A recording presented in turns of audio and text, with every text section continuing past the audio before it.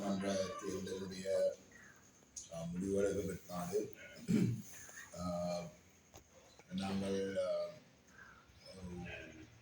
அந்த முடிவுகள் தொடர்பாக நம்முடைய அமைப்பு உள்ளே நாங்கள் இந்த விடயங்கள் பற்றி ஆராய்ந்த இடத்திலே எங்களுடைய தேர்தல் முடிவுகள் தொடர்பாக எங்களுடைய கருத்துக்களை நம்முடைய மக்களோடு பகிர்ந்து கொள்வதற்கு நாங்கள் விரும்பியிருக்கிறோம். அதே போன்று இந்த முடிவுகளுக்கு பிற்பாடு நாங்கள் ஒரு தரப்பட்ட வகையிலே நாங்கள் வகையிலே எதிர்காலத்தில் நாங்கள் செயல்பட போகின்றோம் என்ற விடயங்களையும் நம்முடைய மக்களோடும் உங்களோடும் நாங்கள் பகிர்ந்து கொள்வதற்கு விரும்பின இடத்துல தான் இன்றைக்கு நாங்கள் இந்த சந்திப்பை மேற்கொள்கிறோம். இந்த தேர்தலுடைய முடிவுகளை எடுத்து பார்க்கின்ற பொழுது நம்மை பொறுத்தவரையிலே தமிழ் மக்கள் விசேஷமாக யாழ்ப்பாணத்திலே பார்க்கின்ற பொழுது ஒரு மாற்றத்தையும் ஒரு குறிப்பிட்ட அளவுக்கு வெண்ணிலையும் ஒரு மாற்றத்துக்கான ஒரு தங்களுடைய வாக்குகளை அளித்திருப்பதாக தெரிகிறது. ஆனால் அந்த தேர்தல் முடிவுகளை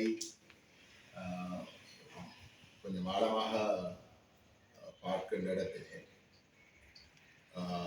யாழ்ப்பாணத்திலே தான் அந்த மாற்றம் என்ற விடயம் கூடுதலாக தென்படுற மாதிரி ஒரு தோற்றம் இருக்கின்றதாலே அதை பற்றி குறிப்பாக நான் சொல்ல விரும்புகிறேன். ஆனால் இந்த கருத்துகள் பொதுவாக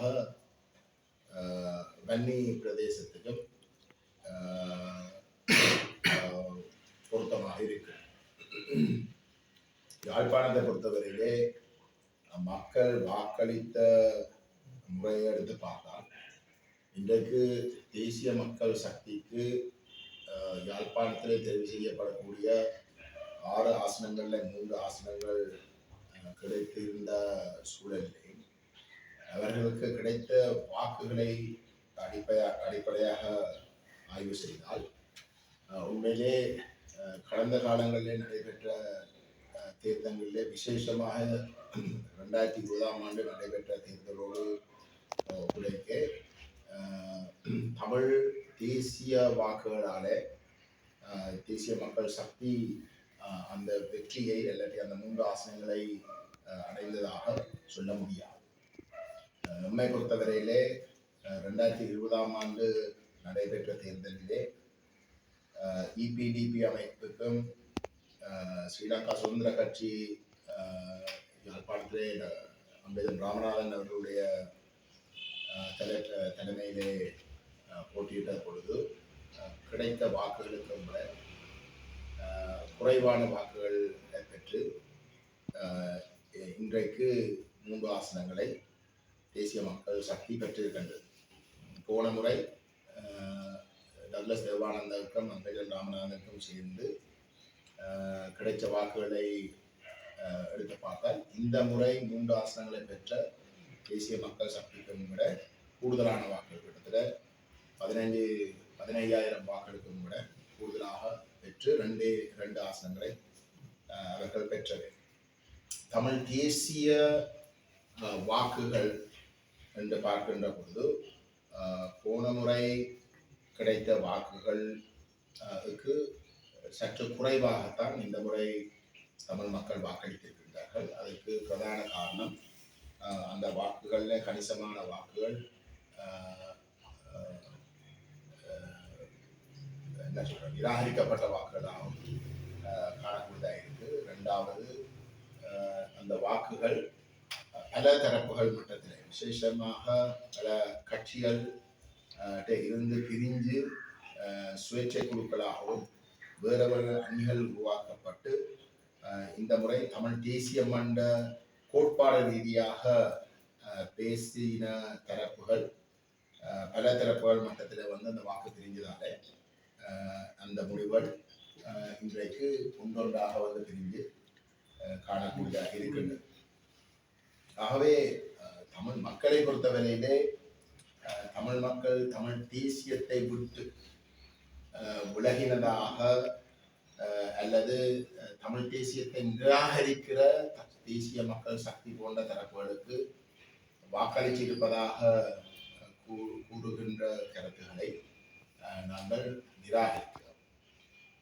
ஆனால் இதிலே தமிழ் தேசிய மக்கள் முன்னணியை பொறுத்தவரை நான் இலங்கை தமிழரசு கட்சியை பற்றியோ மற்றவர்களை பற்றியோ சொல்றதுக்கு விட தமிழ் தேசிய மக்கள் முன்னணியை பொறுத்தவரையிலே இந்த தேர்தல் விசேஷமாக யாழ்ப்பாணத்தில் வந்து ஒரு அதிர்ச்சியை ஏற்படுத்தியிருக்கிறது. என்றால் எமக்கும் ஏனையோர்கள் தமிழ் தேசியம் சார்ந்த அடையாளப்படுத்துகின்ற ஏனையோர்களுக்கு அந்த ஒவ்வொரு கட்சியை எடுத்து பார்த்தால் அவர்களுக்கு கிடைத்த பின்னடைவை கூட தமிழ் தேசிய மக்கள் முன்னணிக்கு தன்னுடைய வாக்கு வங்கியில் இருந்து கணிசமான வாக்கு குறைஞ்சிருக்கு. அதுதான் எங்களுக்கு ஒரு அதிர்ச்சியாக இருந்தது. இரண்டாவது உண்மை பொறுத்தவரையிலே கடந்த 5 வருடங்களிலே மீது முன்வைக்கப்பட்ட குற்றச்சாட்டுகள் வந்து பிரதானமாக நாங்கள் மற்ற தரப்புகளோடு சேராமல் செயல்பட்டதை தவிர அணுகுமுறை சார்ந்த குற்றச்சாட்டுகளை தவிர கொள்கை ரீதியான எந்த விதமான குற்றச்சாட்டுகளும் நமக்கு எதிராக முன்வைத்ததாக இல்லை. இரண்டாவது நாங்கள் இறுக்கம் என்றொரு நிலைப்பாட்டைத்தான் கூடுதலாக மீது அந்த விமர்சனங்களாக இருந்தது. ஆனால் எங்களுடைய செயல்பாட்டு ரீதியாக எங்களுடைய உறுப்பினர்களுடைய பங்களிப்பு மக்கள் பாதிக்கப்படுகின்ற இடத்துல வந்து அவர்கள் அந்த மக்கள் வீதியில் இறங்கி போராடுகின்ற பொழுது அதில் எங்களுடைய பங்களிப்பு மக்கள் சிலவர்கள் வந்து தாங்கள் நேரடியாக பங்களிக்க முடியாத இல்லாட்டி ஈடுபட முடியாத இடங்களிலே நாங்கள் நேரடியாக அவர்களுக்காக ஈடுபட்டு அதாலே வந்து நாங்கள் கணிசமாக பாதிக்கப்பட்டு இருக்கின்றோம். அப்படியான நீண்ட பட்டியல் நாங்கள் முன்வைக்கலாம். எங்களுடைய செயல்பாட்டு ரீதியான உங்களுடைய பங்களிப்பு பற்றி அத்தோடு மக்கள் பாதிக்கப்படுகின்ற பொழுது விசேஷமாக வந்து எங்களுடைய அணியினுடைய மனிதாபிமான உதவிகள் நிவாரண உதவிகள் போன்ற செயல்பாடுகளும் கல்வி சார்ந்த விடயங்களிலே எங்களுடைய செயல்பாடுகளும் வந்து வேறு எந்த ஒரு அமைப்போடு ஒப்பிட்டு பார்க்க முடியாது.